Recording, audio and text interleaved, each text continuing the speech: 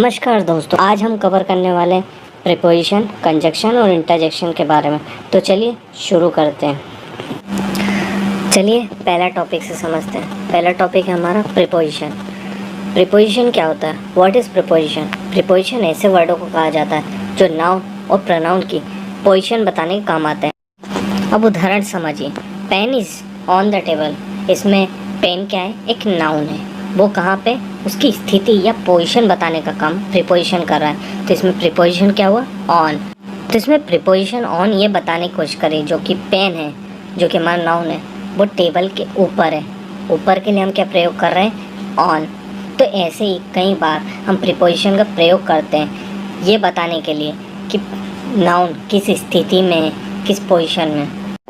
अगर मैं सरल शब्दों में आपको समझाना चाहूँ तो प्रीपोजिशन ये बताता है कि वो चीज़ ऊपर है, नीचे है, अंदर है, बाहर है। ये सभी बताने का काम प्रीपोजिशन करेगा कि नाउन किस स्थिति में, किस पोजीशन में, और ये बताने का काम प्रीपोजिशन वर्ड्स करते हैं। तो चलिए अब उदाहरण समझते हैं। Monu is walking on the road. Monu क्या है? हमारा नाउन है और उसकी स्थिति बताने का काम क्या कर रहा है? ऑन। मतलब कि ये बताने की कोशिश कर रहा है कि मोनू जो है वो वॉकिंग कर रहा है किसके ऊपर? रोड के ऊपर। तो ऊपर शब्द के लिए क्या प्रयोग हो रहा है? प्रीपोजिशन ऑन का। वैसे ही एक और उदाहरण समझिए। Manoj is sitting in the classroom. इसमें इन क्या है? प्रीपोजिशन की तरह काम कर रहा है। क्या बता रहा है? कि मनोज जो है क्लासरूम के अंदर बैठा हुआ है। तो ये बताने का काम प्रीपोजिशन कर रहा है इनके ज़रिए। वैसे ही Sanjay is playing with Arjun. इसमें प्रीपोजिशन क्या है? विथ। विथ क्या हुआ? एक प्रीपोजिशन। तो इसमें एक कनेक्शन बिठाने का काम विथ कर रहा है। वैसे आखिरी उदाहरण समझिए। Ram is coming to school. इसमें टू क्या है? प्रीपोजिशन। तो इसमें क्या बताने की कोशिश करें? जो राम है वो स्कूल को आ रहा है। वैसे अगर हम कहें Ram is coming from school, मतलब राम जो है वो स्कूल से आ रहा है। पहले में क्या बता रहे थे? स्कूल को आ रहा है, और दूसरे में क्या बता रहे हैं? स्कूल से आ रहा है।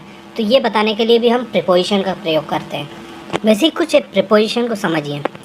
इन, on, at, with, from, to, above, below, ये सभी प्रीपोजिशन है। ये सभी क्या बताते हैं? पोजीशन बताने का काम करते हैं। किसकी पोजीशन बताते हैं? नाउन और प्रोनाउन की। तो आई होप आपका प्रीपोजिशन कंप्लीट हो गया। अब चलते हैं नेक्स्ट टॉपिक के ऊपर। अब बात करते हैं हमारे अगले टॉपिक जो है कंजक्शन। कंजक्शन क्या होता है? कंजक्शन मतलब कि दो वर्डों को जोड़ने वाला, दो फ्रेजेस को जोड़ने वाला, या फिर दो सेंटेंसेस को जोड़ने वाले वर्डों को हम कंजक्शन बोलते हैं।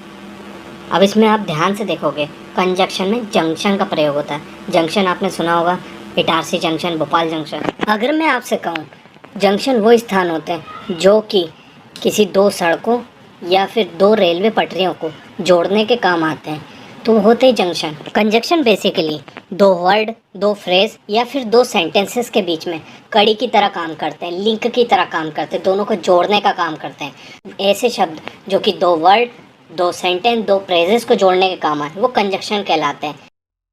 अब उदाहरण से समझिए। अर्जुन इज प्लेइंग, पहला सेंटेंस है। दूसरा सेंटेंस क्या है? Sonu is playing. इसमें दो व्यक्ति हैं जो खेल रहे हैं।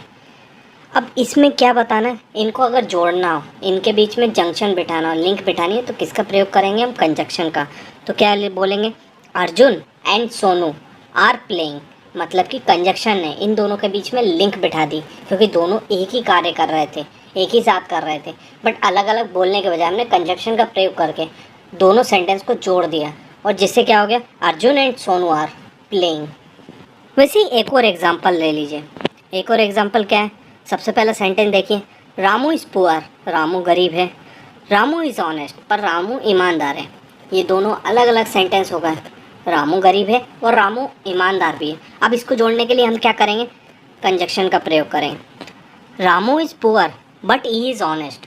ये क्या बता रहे हैं? रामू गरीब ज़रूर है पर वो ईमानदार है। इसमें हिंदी में जो पर का प्रयोग हो रहा है, वैसे ही इसमें इंग्लिश में हम क्या लिख रहे हैं? बट। बट क्या होता है? कंजक्शन। इसमें क्या बताने की कोशिश कर रहे हैं कि यार वो गरीब ज़रूर है पर वो ईमानदार है। ये बताने के लिए, दो सेंटेंस को लिंक करने के लिए हम कंजक्शन बट का प्रयोग कर रहे हैं। चलिए अब बात करते हैं इंटरजेक्शन की। इंटरजेक्शन मतलब कि ऐसे शब्द जो कि आश्चर्य, शोक, घृणा, प्रसन्नता इत्यादि बताने के काम आते हैं। आपको अगर सरल भाषा में समझाना हो तो इंटरजेक्शन ऐसे शब्द होते हैं जो कि भावनाओं को प्रकट करने के काम आते हैं, जिनका कोई एक्चुअल में मतलब नहीं होता है, बट ये भावनाओं को प्रकट करने के काम आते हैं। तो उन शब्दों को इंटरजेक्शन कहा जाता है। अब चलिए मैं आपको एक छोटा सा सिंपल सा उदाहरण समझाता हूँ। अब इसमें से TER को हटा दीजिए, इंटरजेक्शन में से TER को हटा दीजिए, तो क्या बन जाएगा? इंजेक्शन। जब भी डॉक्टर आपको इंजेक्शन लगाता है तो आपके मुंह से क्या ध्वनि निकलती, क्या आवाज़ निकलती? आ या फिर ओ। तो ये क्या होता है? आ और ओ एक विस्मयादि बोधक शब्द होते हैं, इंटरजेक्शन वर्ड होते हैं। क्या होता है? ये फीलिंग एक्सप्रेस करने के काम आते हैं। इनका एक्चुअल में कोई मतलब नहीं होता, बट ये इंटरजेक्शन होते हैं।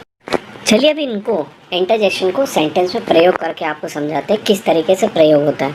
Wow what a nice car, इसमें वाव शब्द जो है वो इंटरजेक्शन की तरह प्रयोग हो रहा है। वाव शब्द का कोई मतलब नहीं होता है अगर एक्चुअल में हम डिक्शनरी में उठाएं तो, बट ये एक विस्मयादि बोधक शब्द होता है, भावना को उत्पन्न करने, भावना को बताने वाला शब्द होता है।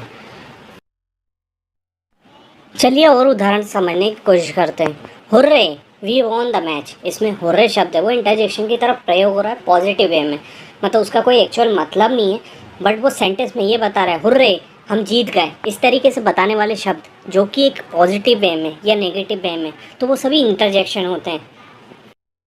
चलिए हमने दो पॉजिटिव सेंटेंस देख ली जहाँ पे इंटरजेक्शन का प्रयोग होता है। अब नेगेटिव में देखते हैं।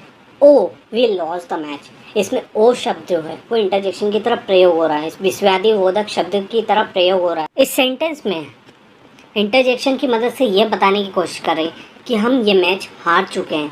Oh we loss the match, ओ हम ये मैच हार चुके हैं। तो ये बताने के लिए भी इंटरजेक्शन का प्रयोग किया जाता है। आई होप आपको इंटरजेक्शन समझ में आ गया होगा। चलिए अब इस वीडियो की समरी समझते हैं। सबसे पहले प्रीपोजिशन क्या होता है? प्रीपोजिशन वो वर्ड होते हैं जो कि नाउन और प्रोनाउन की पोजीशन बताने के काम आते हैं कि वो कहाँ पे हैं, उनकी स्थिति क्या है, डायरेक्शन क्या है, समय क्या है, ये सभी बताने का काम प्रीपोजिशन करेगा, मतलब उसकी स्थिति, उसकी पोजीशन जो कि नाम में ही मिलेगा, प्रीपोजिशन। चलिए अब समझते कंजक्शन क्या होता है। कंजक्शन दो शब्दों, दो फ्रेजेस या फिर दो सेंटेंस को जोड़ने वाले वर्डों को कंजक्शन कहा जाता है। कंजक्शन वर्ड को आप ध्यान से देखोगे तो उसमें जंक्शन का प्रयोग होता है। जंक्शन क्या होता है?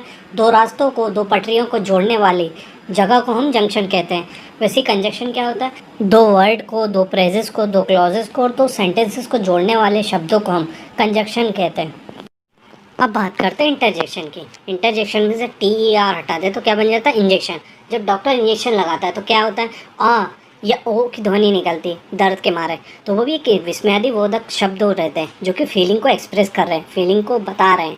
कुल मिला के इंटरजेक्शन वो शब्द होते हैं जो कि फीलिंग को एक्सप्रेस करने के काम आते हैं। उम्मीद करता हूँ आपका ये टॉपिक कंप्लीट हो गया होगा, आपको अच्छे से प्रीपोजिशन, कंजक्शन, इंटरजेक्शन समझ में आ गया होगा। ये 3 वीडियो लेक्चर को सीक्वेंस में देखना। पहले नाउन, प्रोनाउन, वर्ब, दूसरा एडवर्ब, एडजेक्टिव, तीसरा कंजक्शन, प्रीपोजिशन और इंटरजेक्शन। इसके बाद आपको पार्ट्स ऑफ स्पीच में कभी लाइफ टाइम में दिक्कत नहीं जाएगी, इसकी गारंटी मैं देता हूँ। उम्मीद करता हूँ आपको ये वीडियो पसंद आया तो लाइक करें, शेयर करें और सब्सक्राइब करें।